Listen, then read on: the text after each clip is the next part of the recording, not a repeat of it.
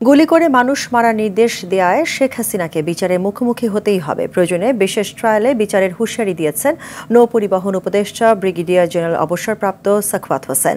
বলেন, আওয়ামী লীগ নাৎসিদের মতো জঘন্য কাজ করেছে। এত কম সময়ে এত মানুষ কোথাও মরেনি। আর আইন ও সালিশ কেন্দ্রের পরিচালক নূর খান বলেন, গেল ১৫ বছরে আওয়ামী লীগের প্রশ্রয়ে ৬,০০০-এর বেশি ক্রসফায়ার করেছে র্যাব পুলিশ। মাইদুর রহমান রুবেল জানাচ্ছেন বাকিটা। রাজধানীতে centre for government studies CGS আয়োজিত সংলাপে বক্তারা অন্তর্বর্তী সরকারের সংস্কারের প্রস্তুতি ও অগ্রগতি নিয়ে নানা প্রস্তাবনা তুলে ধরেন। এ সময় রাজনৈতিক দলগুলোর নেতারা রাষ্ট্র সংস্কারে সরকারের ধীরগতি নিয়ে হতাশা প্রকাশ করেন। এই সরকার যদি আগামী ১ মাসের মধ্যে সবকিছু নিয়ন্ত্রণ করতে না পারে, তাদের নিয়ন্ত্রণে সবকিছু না যায়, তাহলে আরেকটি ১/১১ হবে। রাষ্ট্র তার একজন নাগরিককে হেফাজতে নিয়ে পরিকল্পিতভাবে তাকে গুলি করে হত্যা করছে। এইরকম সংখ্যা গত ১৬ বছরে ২০০-র উপরে। অন্তর্বর্তীকালীন সরকারের প্রতি আমরা অনেক আশাবাদী, আমাদের অনেক স্বপ্ন আছে তাদের থেকে।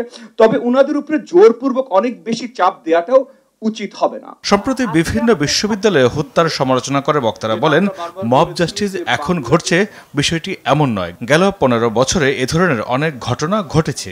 পিলখানা গণহত্যার পাবলিক কমিশন দরকার, ইমিডিয়েটলি করা দরকার। দ্বিতীয় গণহত্যা হয়েছে হেফাজতের উপরে, কোনো আলোচনা নাই। ওরা হুজুর, তাই ওরা মানুষ না দেশের।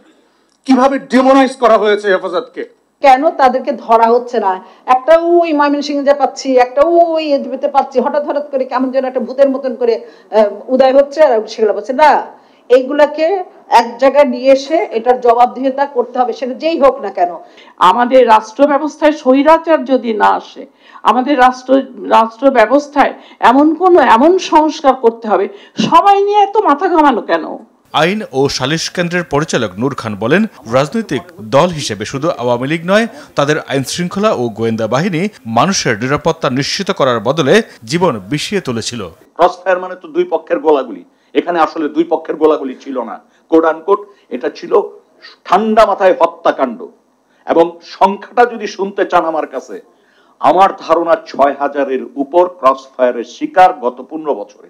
এর আগের গুলি বাদ, ১৫-১৬ বছর এর আগের গুলি আমি বাদ দিচ্ছি। পুলিশকে মানুষের বন্ধু বানাতে বাহিনীর সংস্কার জরুরি বলে জানান সাখাওয়াত হোসেন। বলেন, ছাত্র অভ্যুত্থানে পুলিশের কর্মকাণ্ড দেখে মনে হয়নি তারা বাংলাদেশি। আপনি একা গুলি না করেন, হুকুম দিয়েছেন, আপনার তত্ত্বাবধানে এটা হয়েছে।